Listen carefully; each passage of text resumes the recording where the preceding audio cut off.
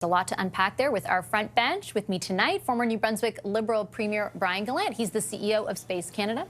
Former Conservative Deputy Leader Lisa Raitt is here. She's the Vice Chair and Managing Director of Global Investment Banking at CIBC. CTV News political analyst and former leader of the federal NDP, Tom Mulcair, is with us. And rounding us out this evening, the Toronto Star's Queen's Park Bureau Chief, Rob Benzie. Hi, everyone. Happy New Year. Hey, Ashley. Very good to see you. Although it doesn't necessarily feel happy, there's a lot of serious stuff going on. And I'll start on that note. I took great interest in the responses from my first two guests, Brian, David Petraeus and John Bolton, who seemed to downplay the prospect of more of this happening or, what it means more generally for resource-rich countries in the hemisphere and Trump's desire to have more U.S. access to them. Do you kind of share that view that there's not that much to be worried about or we shouldn't overhype it, or do you have a concern around that where Canada is concerned? Yeah, I share that view. I mean, I'm not an expert. I think they made lots of good points. I mean, these circumstances are not very comparable other than the fact that we have obviously a lot of energy resources. So look, I think we should not overstate what this means for Canada. But at the same time, in the same breath, we should obviously still be aware that things like this are happening. And look, I don't want to be I don't sort of overstate this, but I think at the same time we have to consider the idea that when you see a world leader do something that is against the UN conventions, is an illegal act, well then if they don't get the type of repercussions, reactions that maybe it would warrant, maybe it does embolden them to do something else that might be a bit of a surprise for us all. And I don't think, again, to go to the sort of the premise of your question, I don't think we should be worried about it, but I think we should definitely be aware of it. And I think if we start to see this slippery slope continue and that the reaction and sort of the repercussions of these types of acts stay the same, then certainly I think we, everyone around the world should start to get a bit nervous. Let's talk a little bit, Lisa, about that reaction, in particular the statements that we read. I've seen them all criticized from different angles. I think this is unique, right? Because, yes, that there are those contraventions that Brian referenced. At the same time, there is no taking away from the fact that Maduro is a terrible human who did terrible, terrible things for a sustained period of time to Venezuelans, just like Chavez did before him. So it's like this, it's nuanced in a way, but at the same time, you're seeing different reactions, in particular from Carney and Poilievre. What do you make of those reactions? I really think how we feel about the actions of President Trump in this matter are irrelevant. And what we should be thinking of as leaders in the country is, well, what are we going to do now? And doing nothing is actually a decision. You just can't sit back and watch it all happen and not think that you're not going to be impacted. You are. World oil is going to be impacted. Canadian economy is going to be impacted. And with such a big power move that just happened in Venezuela, you have to think for yourself in terms of, okay, right, Canada, what are we going to do next? Putting out a statement is essential. I think both of them put out the statements that they wanted to put out from a political, partisan point of view. But I got to tell you, I care about Canada.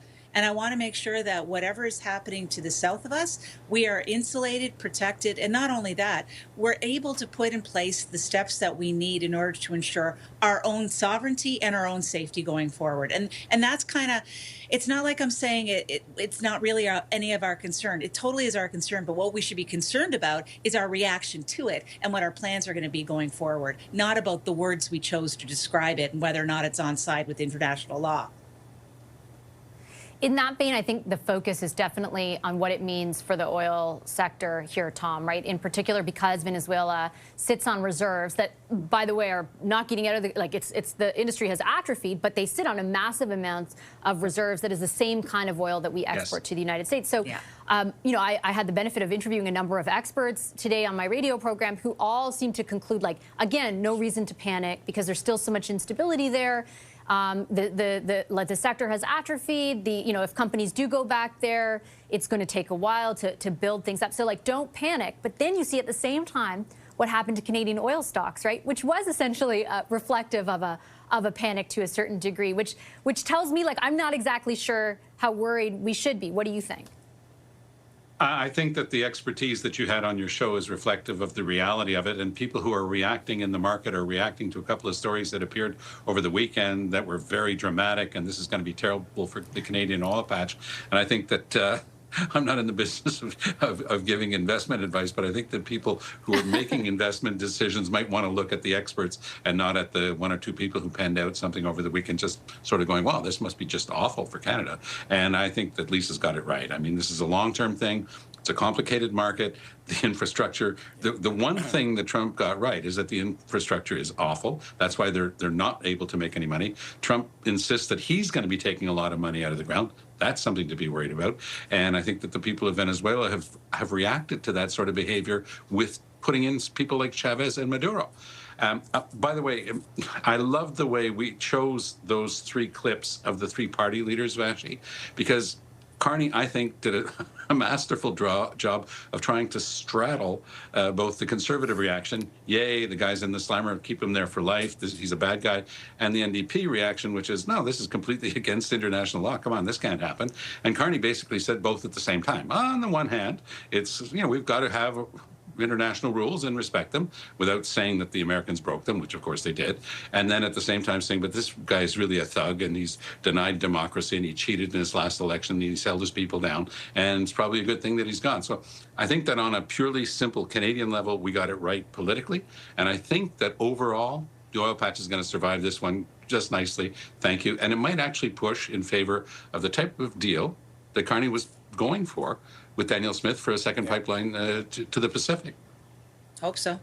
Yeah, more elsewhere, less to the U.S. Benzie, your thoughts on what the takeaway for Canada is? Yeah, I think Tom and Lisa are bang on, Vashi. This is one of these things. Everyone is very excited, and there are a lot of histrionical rhetoric over the weekend about this, and it is an unprecedented type of thing that's happened. But I don't think it is regime change. Don Bolton was correct to you earlier in the show, Vashi. It's the Chavezistas are still in power. I've only been to Venezuela once, and it was years before Hugo Chavez drove the country into the ground. And it's a lovely place, great people, and it really has been decimated over the last many decades.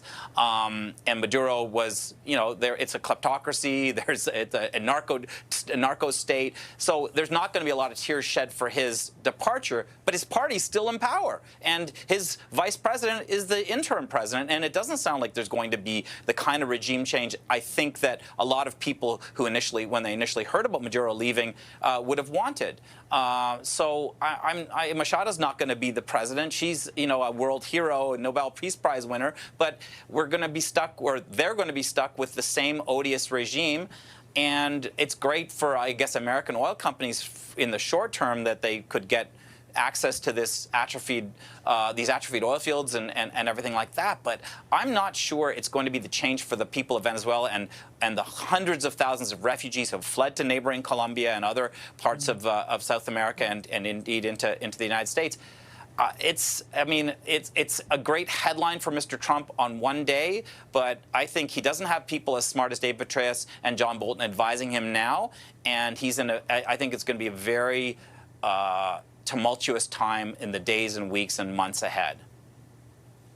I got to switch gears and ask you all about a domestic story that kind of evolved throughout the day. It started with this post. I just want to put it up. It's from Volodymyr Zelenskyy, the president of Ukraine, announcing that Chrystia Freeland, former deputy prime minister here in Canada, would now serve in an official capacity advising his government, as an economic advisor, I should say. It didn't take long for critics in the opposition, in particular in the Conservatives, to say, well, why is she doing that and remaining on as an MP and as the Prime Minister's special representative on the reconstruction of Ukraine? Just about an hour ago, somewhere in and around there, maybe a little bit more, Chrystia Freeland then posted on social media what you're seeing ahead of you, announcing that in accepting the voluntary position, she's stepping aside from that role as the special representative, and in the quote-unquote coming weeks, she will resign as MP. The Prime Minister just posted on social media saying, "You are uniquely qualified for this important new role. It is a further credit to Canada's steadfast support for Ukraine that a Canadian is taking on this role at this crucial, sorry, I'm just pulling it up right now, at this crucial moment for Ukraine's future." So I just want to bring everyone back and get your take on how this did evolve. I'm actually a bit surprised, Brian, that the announcement today wasn't, I'm resigning from all that stuff with the Canadian government. Even though this is unpaid, even though it's not full-time, it is serving in an official capacity to a foreign government. Yeah, 100%. I mean, you said that the opposition was pretty quick to send out their reaction to this. Yeah, obviously, it's kind of like a no-brainer, I would think, and it's a bit shocking, frankly, that we wouldn't have had the resignation of that special envoy position, whatever the official title was, and the confirmation of resignation as an MP. I mean, it's really sort of like day one of onboarding of being elected is that you probably should not do something like this, right? It's 101. First thing, you are to do everything that's good for Canada and not advise any other government. Look, an ally, don't get me wrong, at a time that they definitely need our support. So the cause is definitely something that is worthwhile, but just the way in which that this happened, I think, is incredibly unfortunate. I think Freeland will do a good job in that, but I think that should be something she's focused on as somebody that's not a member of Parliament. Look, the idea that she says, you know, I'm going to be leaving in the next few weeks. My sense is that she thought it's kind of collective knowledge that she's on the way out, so nobody will mind. You know, she's going to take on some roles, and had she been completely out of the role of MP and all the other stuff, I would certainly be saying this is great and you know, best of luck, and it's important work. But I think the way in which we got here was very unfortunate. Just have a few minutes. I want to get everybody in. Lisa, what do you think? So I'm really concerned by it. She's got three different things at play. She's got a code of conduct as a member of Parliament. She has obligations as a sitting parliamentary secretary. She also has obligations as a former cabinet minister. She's not out of her cooling off period whatsoever, and she's had significant dealings with Ukraine in the last year. These rules are in place in order to make sure that they're being applied to have a situation where we don't have former ministers or former or current MPs out trying to get jobs on the backs of the fact that they have this position of power within a government. We can say that Ukraine is different. We can say that Chrystia Freeland is different. Doesn't matter. The rules are the rules. What she should have done, quite frankly, is draft the resignation letter or have a nice letter from the ethics commissioner saying, I looked at it from all 360 and it's all good. No worries. She doesn't have either of those. Yeah, source close to her is saying she did converse with the ethics commissioner, but to Lisa's point, there's nothing in writing or officially on the record to that effect. Tom, your thoughts? I'm so uncomfortable. I could not believe when I read her text this afternoon. One of the Toronto papers had it, she's resigning as MP, and I said, okay, she got that right. And then you go into the word for word of what she put out, as you correctly said, Vashi, in the coming weeks. But that means that for the coming weeks, she is a member of the Canadian Parliament, our core democratic institution, and she has obeisance to a foreign power because she's giving them advice that's good for them. Now, I'm very much like Brian on this. I couldn't be more in favor of Ukraine in the illegal war being prosecuted by Russia against it. That's not what this is about. This is about Canada. This is about our Parliament. It's about our House of Commons and its integrity. And I still can't believe that someone with the experience and expertise of Chrystia Freeland doesn't seem to quite get that. And I have a feeling there might have been a bit of a broken telephone that made it to Carney. Maybe he got the title, which was she's stepping down as MP. I'm not sure he should have put out that exact statement because he's essentially countenanced a member of Parliament working, she says it's as a volunteer, changes nothing, working for a foreign power to put forward the interests of that foreign power. It's a huge mistake, and I can't believe that Chrystia Freeland, with all the brains that she's got, is ending her career this way. I'm gobsmacked. 30 seconds, and they all go to you, Benzie. I'm surprised too, Vashi. She's full disclosure. Chrystia Freeland is my local MP. I don't vote in elections, but she is the. I live in Toronto, University of Rosedale, and she's a very popular MP.